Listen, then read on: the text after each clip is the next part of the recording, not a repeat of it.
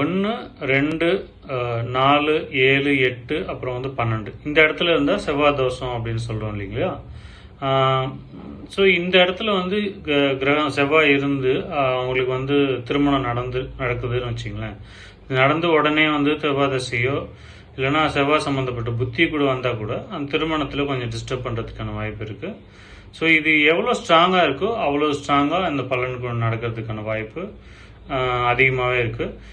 இது கூட குரு பார்த்துட்டாரு, இல்லை குரு சேர்ந்துருக்காரு, இல்லைன்னா சுப கிரகங்களான ஏதாவது ஒரு கிரகங்கள், அதாவது வளர்பிறை சந்திரன், புதன், அப்படி இல்லைன்னா புதன் கூட ஒரு 50% சான்ஸ் தான். அப்புறம் சுக்கிரன், இந்த மாதிரி ஏதாவது ஒரு கிரகம் சேர்ந்துருக்குன்னா இதோட இன்டென்சிட்டி, அதாவது இதோட பிரச்சனை அளவு கம்மியாகுமே தவிர, பட் ஏதோ ஒரு வகையில் ஒரு பிரச்சனையை அவங்க சந்திச்சு தான் அதில் வெளியில் வருவாங்க.